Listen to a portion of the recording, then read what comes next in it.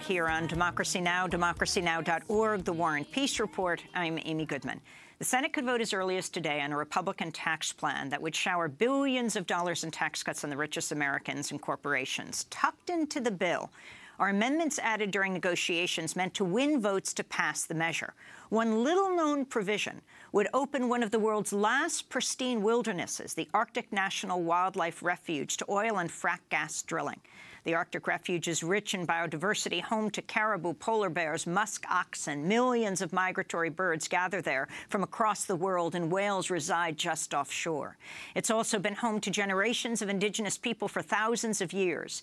This is Gwich'in tribal government member Samuel Alexander testifying last month during a Senate Committee on Energy and Natural Resources hearing.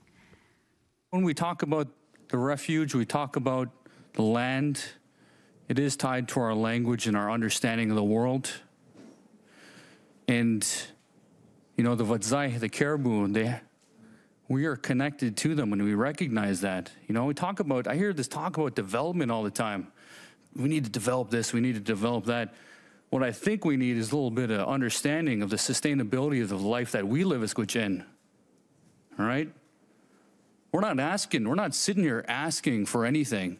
We're not saying, we need hospitals, we need schools, we need all these things. We're not saying give us money. What we're saying is let us live as Gwich'in. Legislation to allow drilling in the Arctic National Wildlife Refuge was quietly added to the Republican tax bill, meaning indigenous activists and environmentalists are now on the brink of losing their decades-long political battle over the refuge. Hundreds of scholars from dozens of universities have signed a letter to Congress that reads in part, quote, "The Arctic National Wildlife Refuge must not be auctioned off to big oil. Its natural values far exceed any oil that may lie beneath the coastal plain. As scholars from across the United States and Canada, we ask that you keep this cherished place and vibrant ecosystem protected for generations to come." Well, for more, we're going to Albuquerque, New Mexico, where we're joined by Subankar Banerjee, activist, photographer, and Lannan Chair and Professor of Art and Ecology at the University of New Mexico. His new piece for Tom Dispatch, headlined "Drilling, Drilling Everywhere. Will the Trump Administration Take Down the Arctic Refuge?" Subankar Banerjee is the author of Arctic National Wildlife Refuge, Seasons of Life and Land, and editor of Arctic Voices, Resistance at the Tipping Point. An exhibition of his Arctic work, Long Environmentalism in the Near North, is on display at the University of New Mexico Art Museum. Subankar Banerjee, welcome to Democracy Now! Tell us what's at stake and why what's at stake is hidden in the tax bill that could be voted on as early as today. Indeed. Amy, thank you for giving voice to the Arctic Refuge and showing the segment of Gwich'in leader Sam Alexander during the Senate testimony. What we are talking about is epic crime about to be committed by the US Congress, and we need to stop this. And let me just preface this by saying that the most significant story on our planet right now is actually not even climate change, but the mass extinction and die-off of species with which we share this planet. Scientists have are telling us that we are in the midst of the 6th extinction. So what can we do? Of course, it's a very, very complicated issue. It's more complicated than even climate change. But the least we should do as an ethical imperative, global ethical imperative, is to not destroy vital birthing grounds and nurseries where animals replenish their populations. And when it comes to the Arctic National Wildlife Refuge, where drilling is proposed, the coastal plain of the Arctic Refuge is the biologically most diverse nursery, protected nursery in the entire circumpolar north. It is a nursery of global significance. And I'm not saying this sitting at a high tower of academia. I have spent enormous amount of time in all seasons in that coastal plain and have seen life being born, being nursed in all seasons, including winter. That is the coastal plain where the polar bear gives birth. That is the coastal plain where muskox gives birth. That is the coastal plain where 200,000 strong Porcupine River caribou herd that earlier Sam Alexander was talking about give birth and nurse their young. That is the coastal plain where millions of birds from 6 continents and all 50 United States go there to nest and rear their young. And I have experienced all of this personally out there. And the most beautiful way that the Arctic Refuge coastal plain is a nursing ground has been articulated by the indigenous Gwich'in people of Northeast Alaska and Northwest Canada. They call it in their language, Gwich'in language, Itzigwatsan-Gwandai-Gudlit, which roughly translates to, in English, the sacred place where life begins. So to turn the sacred place where life begins into an oil field at a time of extreme global climate change that George Monbiot calls climate breakdown, and in the midst of 6th extinction is an epic crime. So explain how this is being dealt with in the tax code, the tax bill today. That is what I have called in my Tom Dispatch piece is a grand deception.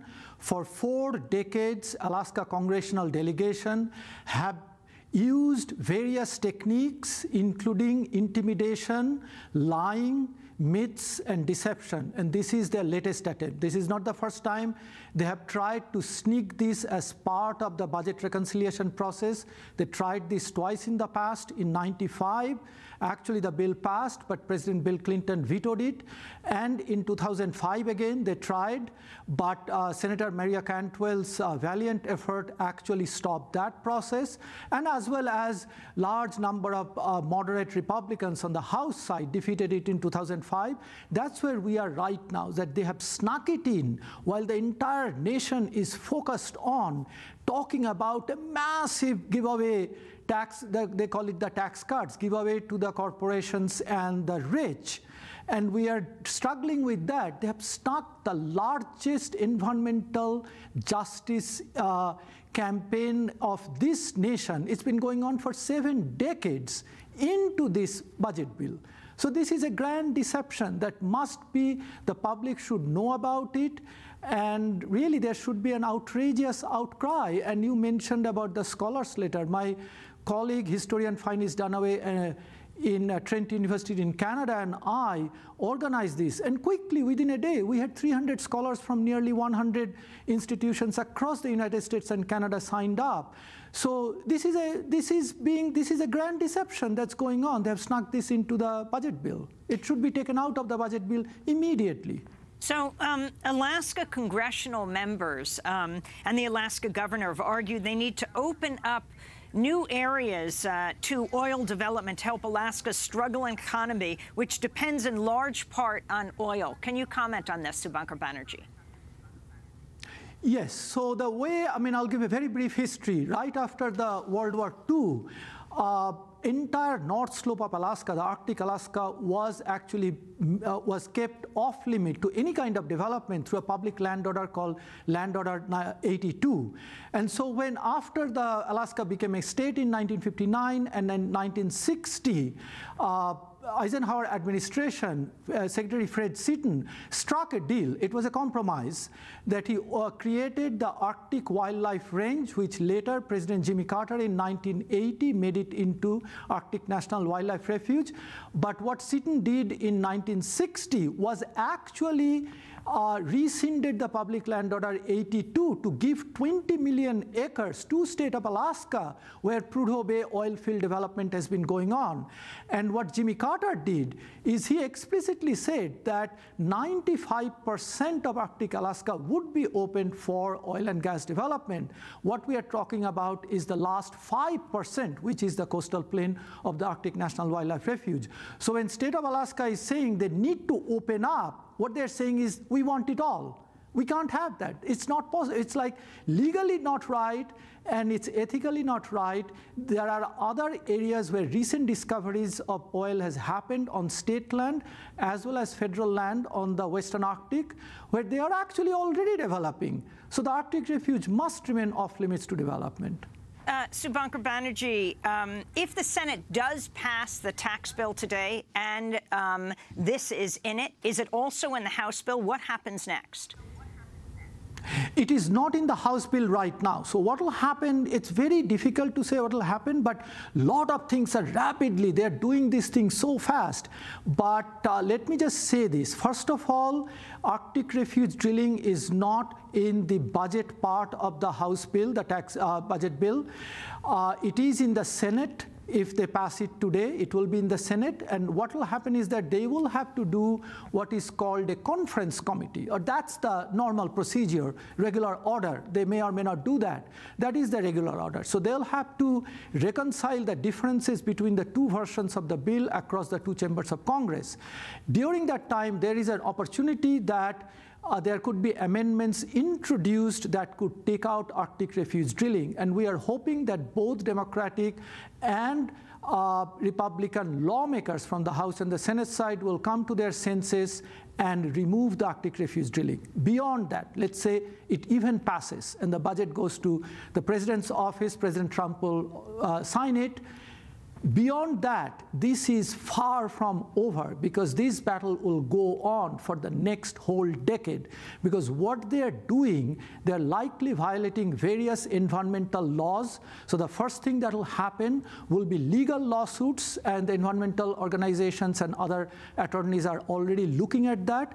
We will be fighting it on the ground. So because they are likely violating various different laws, I said, including the National Environmental Policy Act and other acts by pushing this thing through a fast-track process. So all of that will be looked at very carefully. It's a campaign far from over. We'll be fighting this for the next decade. Subhankar Banerjee, I want to thank you very much for being with us, Professor of Art and Ecology at the University of New Mexico, speaking to us from Albuquerque. This is Democracy Now! When we come back, we'll talk about what happened in Somalia, U.S. involvement in a massacre that took place of Somali civilians. Stay with us.